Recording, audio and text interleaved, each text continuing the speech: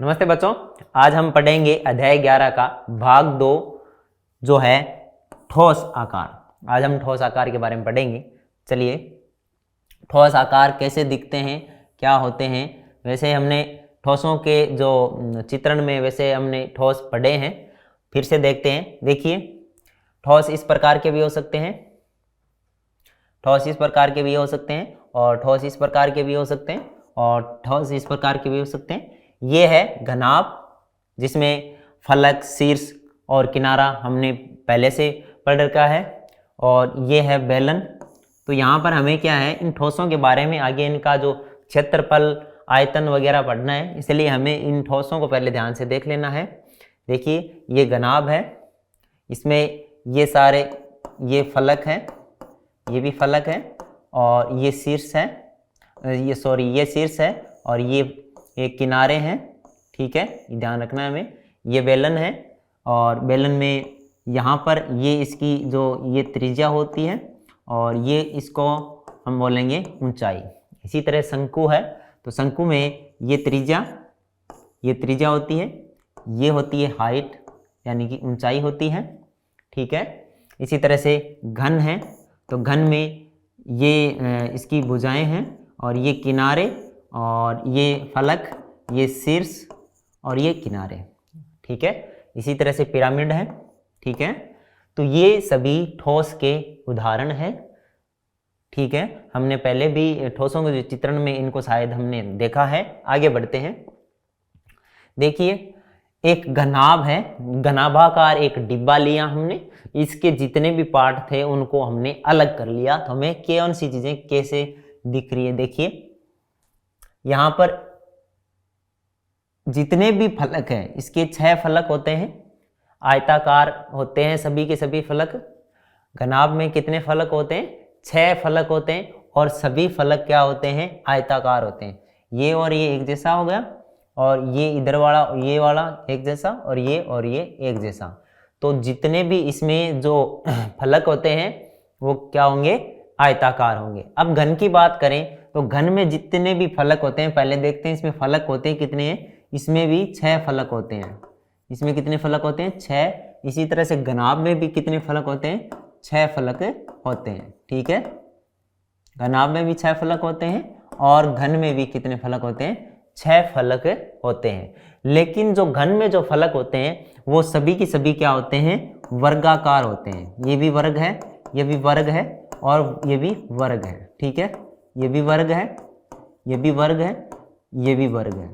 सभी क्या है? फलक वर्गाकार है और सर्वांग सम है। सभी क्या है? सर्वांग सम है। ठीक है, जबकि घनाभ में क्या होते हैं? सम्मुख फलक है वो सर्वांग सम होते हैं। यानी कि सम्मुख मीन्स सामने वाले फलक क्या होते हैं? सर्वांग सम है। जैसे ये और ये क्या है? सर्वांग सम है। ये और ये क्या है? सर्वांग सम है। ये और ये सर्वांग सम है। ये और ये क्या है? सर्वांग सम है। इसलिए जो घनाभ है उसमें कितने जोड़े? 3 जोड़े सर्वांग सम फलकों के होते हैं। ठीक है, 3 जोड़े एक जैसे आयतों के होते हैं। हमने घनाभ में क्या चीज सीखी? घनाभ में 6 फलक होते हैं, सभी आयताकार होते हैं, और उनके जो सम्मुख फलक है वो सर्वांग सम होंगे, सामने के फलक सर्वांग सम होंगे। इसलिए इसमें 3 जोड़े सर्वांग सम फलकों के होते हैं। वर्ग में भी 6 फलक होते हैं, सभी क्या होते हैं? वर्गाकार होते हैं। ठीक है, और सभी के सभी सर्वांग सम है, सभी एक जैसे होते हैं। ये एक बेलनाकार डिब्बा लिया, तो हमने इसको ऊपर से देखा तो एक यहां पर एक वृत्त निकला। ठीक है, यहां पर भी वृत्त निकला।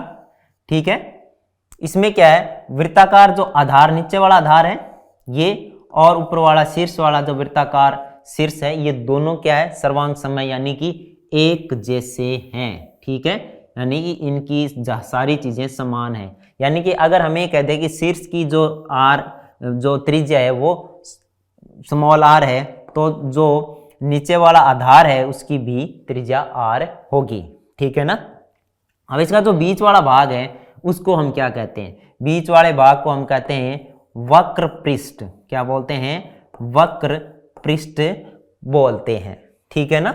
इसमें एक वक्र पृष्ठ होता है, ये पूरा वक्र पृष्ठ है, और दो फलक वृत्ताकार फलक होते हैं। कैसे फलक होते हैं? वृत्ताकार फलक होते हैं। एक ऊपर होता है शीर्ष पर और एक होता है आधार पर होता है, और ये दोनों क्या होते हैं? सर्वांग सम होते हैं। सर्वांग सम मतलब सर्व अंग समान, यानी कि सभी अंग है वो समान होंगे, यानी एकदम एक जैसे होंगे। तो इसके जो शीर्ष है और आधार है वो वृत्ताकार फलक है और सर्वांग है, और बीच में क्या है? एक वक्र पृष्ठ है। तो ये चीजें हमने जाननी है घनाभ, घन और बेलन की। ठीक है, आगे बढ़ते हैं। घनाभ, घन, घनाभ और बेलन का पृष्ठीय क्षेत्रफल क्या होगा? देखिए, सबसे पहले देखते हैं कि घनाभ का पृष्ठीय क्षेत्रफल क्या होगा।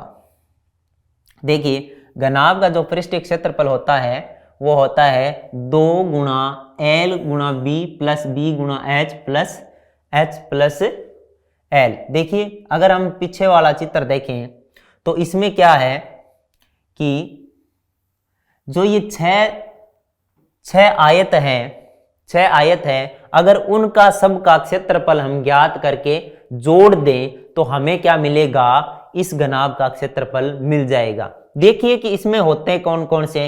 एक तो ये मान लो इसमें लंबाई है L लिख रहे हैं लंबाई को, L लिख रहे हैं लंबाई को, ठीक है। B लिख रहे हैं चौड़ाई को, B लिख रहे हैं चौड़ाई को, और H लिख रहे हैं हमें ऊंचाई को। तो इसका जो क्षेत्रफल होगा ये यहां पर, ये मान लो इसकी ये क्या है? चौड़ाई है B, तो इसका क्षेत्रफल क्या होगा? L गुणा B, और इसके सर्वांग सम ये है तो इसका भी क्या होगा? L गुणा B। ठीक है, ये मान लो ऊंचाई और लंबाई का है तो इसका क्या हो जाएगा? L गुणा H, तो इसका सामने वाला है वो भी L गुणा H आ जाएगा। ठीक है, इसी तरह से ये मान लो चौड़ाई गुणा ऊंचाई है तो ये भी चौड़ाई गुणा ऊंचाई हो जाएगा। इन सभी को अगर हम जोड़ें तो क्या आएगा? देखिए, इन सभी को हम जोड़ेंगे तो आएगा 2 बार तो हमारे HL आ जाएगा, तो 2 गुणा H गुणा L वाला आ जाएगा। ठीक है, प्लस में 2 गुणा B गुणा H वाला आ जाएगा, और 2 ही आ जाएगा B गुणा L वाला। ठीक है, क्योंकि दो आयत एक जैसे हैं तो उनका क्षेत्रफल निकाल के 2 गुणा कर दिया। अब इसमें 2 आ गया हमारे कॉमन, तो HL plus 2BH plus BH plus BL आ गया। ठीक है, तो ये सूत्र बन गया किसका? घनाभ का पृष्ठीय क्षेत्रफल का। तो हमें याद रखना है, हमें क्या याद रखना है? ये याद रखना है कि जो घनाभ का पृष्ठीय क्षेत्रफल होता है वो होता है 2 गुणा LB plus BH plus HL। यहाँ पर L क्या है? लंबाई है, L क्या है? लंबाई है। B क्या है? B चौड़ाई है, B क्या है? चौड़ाई है, और जो H है वो है ऊंचाई। H है वो क्या है? ऊंचाई है। ठीक है, तो किसी दी हुई घनाभ का जो पृष्ठीय क्षेत्रफल होगा वो क्या होगा? 2 गुणा LB plus BH plus HL। ठीक है, इसकी ये चौड़ाई B, ये इसकी लंबाई L, और ये इसकी ऊंचाई H हो गई। चलिए आगे इससे संबंधित है अब एक प्रश्न देख लेते हैं ताकि इसका जो सूत्र है उसका उपयोग करना हमें आ जाए। ठीक है, तो 2 घनाभागार डिब्बे हैं, 2 घनाभागार डिब्बे हमें दिए हुए हैं जैसा कि संकलन आकृति में है। ठीक है, इस आकृति में जैसा दिखाया गया वो 2 घनाभागार डिब्बे हैं। ठीक है, किस डिब्बे को बनाने के लिए कम सामग्री की आवश्यकता होगी? कौन से डिब्बे को बनाने के लिए कम सामग्री की आवश्यकता होगी? उस डिब्बे को बनाने के लिए कम सामग्री की आवश्यकता होगी जिसका पृष्ठीय क्षेत्रफल क्या होगा? कम होगा। देखिए दोनों का पृष्ठीय क्षेत्रफल निकालते हैं, तो ए का निकालते हैं पृष्ठीय क्षेत्रफल। तो पृष्ठीय क्षेत्रफल हम जानते हैं कि घनाभ का पृष्ठीय क्षेत्रफल क्या होता है, घनाभ का पृष्ठीय क्षेत्रफल होता है 2 गुणा L B plus B H plus H L. ठीक है, तो देखिए इसमें जो एल दिया हुआ है यानी कि लंबाई कितनी है इसकी, ये देखिए 60 सेंटीमीटर है। तो कितनी है, 60 सेंटीमीटर है। और इसकी जो चौड़ाई है वो दी हुई है 40 सेंटीमीटर, और इसकी ऊंचाई कितनी दी हुई है, 50 सेंटीमीटर हमें दी हुई है। ये सारे के सारे माप हम इस सूत्र में रख देंगे। तो 2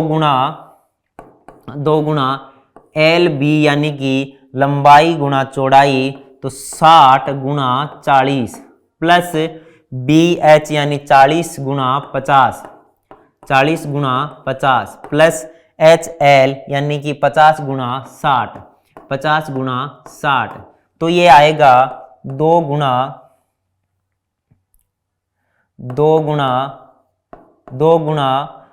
40 गुणा 60 गुणा 40 आएगा 2400 प्लस 2000 प्लस 3000, तो ये आ गया 2 गुणा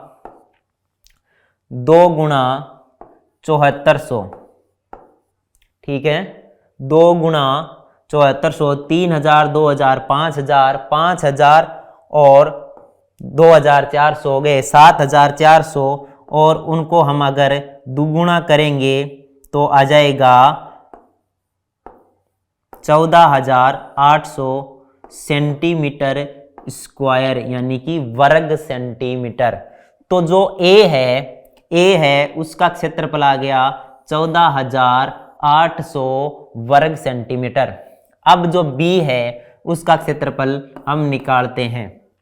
इसमें एल कितना है, 50 है, और बी कितना है, 50 है, और एच बी कितना है, 50 है। ठीक है, अब देखिए अगर हम सूत्र से लिखें तो इसका जो क्षेत्रफल है वो कितना आएगा, 2 गुणा एल बी यानी 50 गुणा 50 प्लस बी एच यानी कि इसको भी 50 गुणा 50 लिखेंगे। ठीक है, प्लस में ये 50 गुणा 50। ठीक है, अब देखिए 2 गुणा कितना आ गया, 2500 प्लस 2500 प्लस 2500, यानी क्योंकि 50 का जो घात 2 होता है यानी 50 की स्क्वायर है वो 2500 होती है, तो 2 गुणा 7500 आ गया यहाँ पर, और ये आ गया 15,000 वर्ग सेंटीमीटर इसका क्षेत्रफल आ गया। तो देखिए कौन से डिब्बे का क्षेत्रफल कम है, पहले डिब्बे का क्षेत्रफल कम है, इसलिए पहले डिब्बे को बनाने में कम सामग्री लगेगी। यानी कि जो डिब्बा ए है को बनाने में कम सामग्री लगेगी, बनाने में कम सामग्री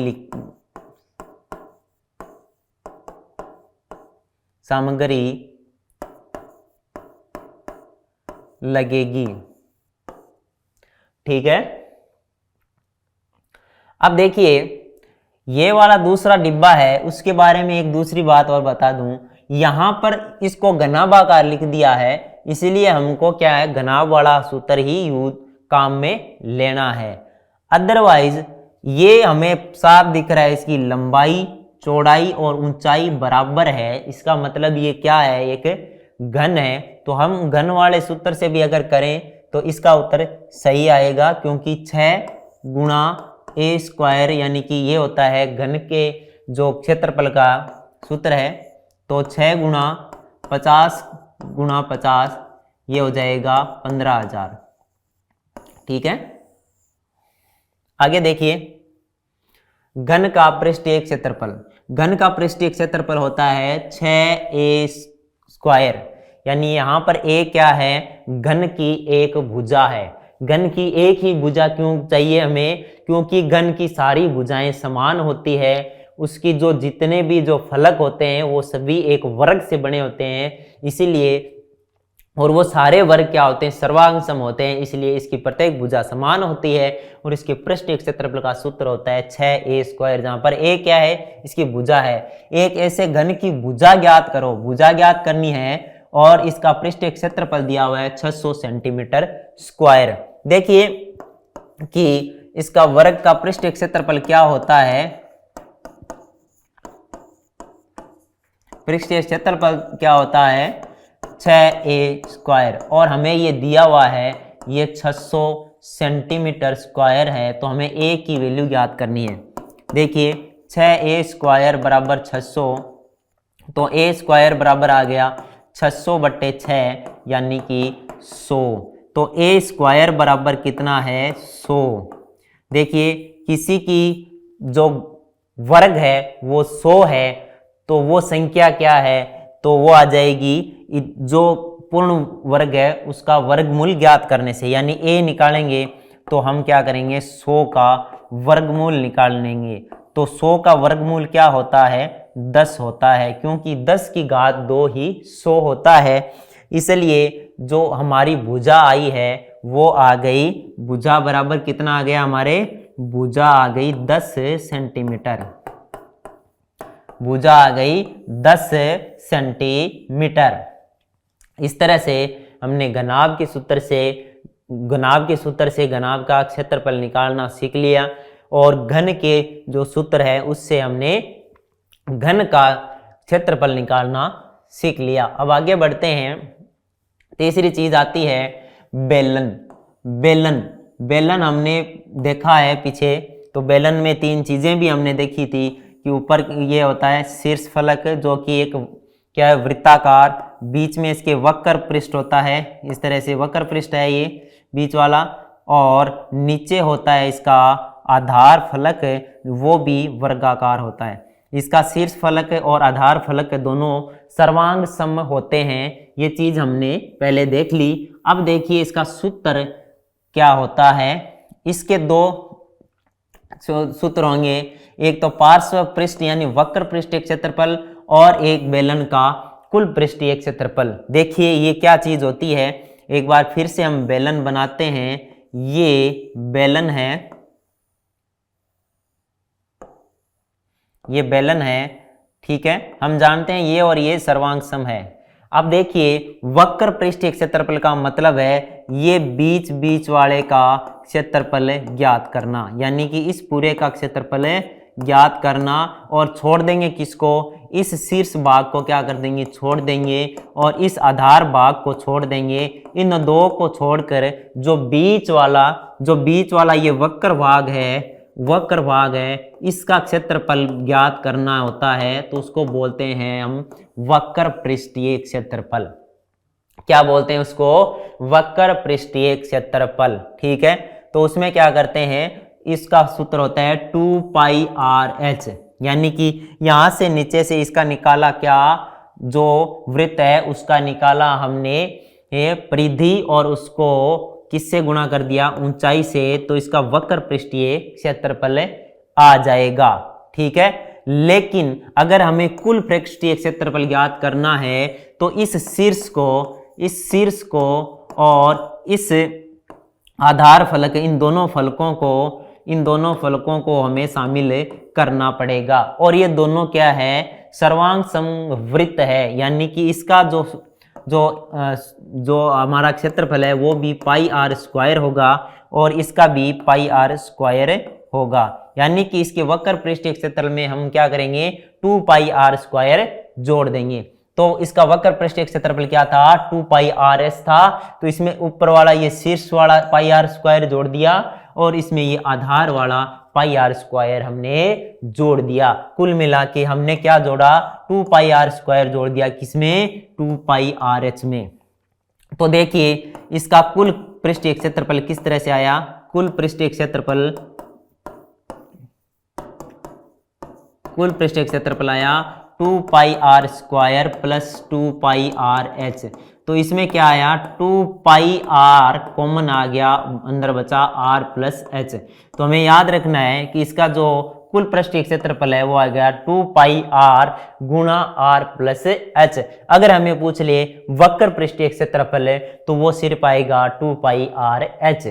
चलिए इन जो ये हमें अभी जो सूत्र सीखे हैं उनका प्रयोग करना सीखेंगे। तो प्रश्न में हमें दिया हुआ है कि 7 मीटर त्रिज्या और 3 मीटर ऊंचाई वाला एक बंद बेलनाकार टैंक, देखिए बंद बेलनाकार टैंक किसी धातु की एक चादर से बना हुआ है। उसे बनाने के लिए वांछित धातु की चादर की मात्रा ज्ञात कीजिए। देखिए क्या दिया हुआ है, हमें दिया हुआ है कि एक बेलन है, बेलनाकार टैंक है जो कि बंद है, ठीक है, बंद बेलनाकार है, यानी कि ये पूरी तरह से कवर है और किसका बना हुआ है, एक चादर से बना हुआ है। इसकी जो त्रिज्या है वो कितनी है, 7 सेंटीमीटर है और इसकी जो ऊंचाई h है वो है 3 सेंटीमीटर, ठीक है। अब हमें कैसे पता चलेगा कि हमें क्या निकालना है, वक्र पृष्ठीय क्षेत्रफल निकालना है या कुल पृष्ठीय क्षेत्रफल निकालना है। देखिए चादर की मात्रा निकालनी है बनाने के लिए, तो सबसे पहले तो हमें देखना पड़ेगा कि चादर की मात्रा इसके बाहर चारों ओर बनाने के लिए निकालनी है, तो यानी कि इसका क्षेत्रफल ही निकालना है। अब कुल पृष्ठीय क्षेत्रफल निकालना है या वक्र पृष्ठीय क्षेत्रफल निकालना है। तो प्रश्न में क्या दिया हुआ है, देखिए बंद बेलनाकार है, ये बंद बेलनाकार है यानी कि ये यहां से भी कवर होया हुआ है और नीचे से भी कवर है, यानी कि इसका जो शीर्ष फलक है और आधार फलक है वो दोनों भी शामिल है। इसका मतलब इसका क्या निकलेगा, कुल पृष्ठीय क्षेत्रफल निकलेगा। तो बेलन का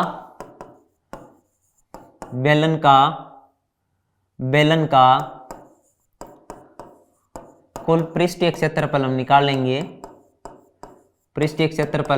लेंगे और हम जानते हैं सूत्र क्या है, हमने पढ़ा हुआ है, अभी पढ़ा था 2πr into r plus h। हमें क्या दिया हुआ है, यहाँ पर r बराबर 7 सेंटीमीटर दिया हुआ है और h बराबर कितना दिया हुआ है, 3 सेंटीमीटर दिया हुआ है। ये इस सूत्र में हम रख देंगे। तो देखिए 2 गुणा 22/7, पाई का मान 22/7 गुणा 7r है, त्रिज्या दी हुई है 7 और ब्रैकेट में 7 प्लस 3। देखिए इस 7 से ये 7 कट गया, ठीक है, 22 को 2 से गुणा किया तो 44 गुणा 7 प्लस 3 कितना हो गया, 10 हो गया। तो हमारा उत्तर आया 440 सेंटीमीटर स्क्वायर। कितना उत्तर आया, 440 वर्ग सेंटीमीटर इसका उत्तर आ गया। यानी हमें जो बेलन दिया हुआ है उसके लिए चादर की मात्रा कितनी चाहिएगी, 440 वर्ग सेंटीमीटर चादर हमें इस बेलन को बनाने के लिए चाहिएगी। तो बच्चों ये था इस अध्याय का भाग 2, जिसमें हमने विभिन्न प्रकार के ठोसों के बारे में सीखा और उनके पृष्ठीय क्षेत्रफलों के बारे में सीखा। आगे के भाग में हम सीखेंगे कि बेलन, घन, घनाभ, इनका आयतन क्या होता है और कैसे निकाला जाता है। तब तक के लिए धन्यवाद।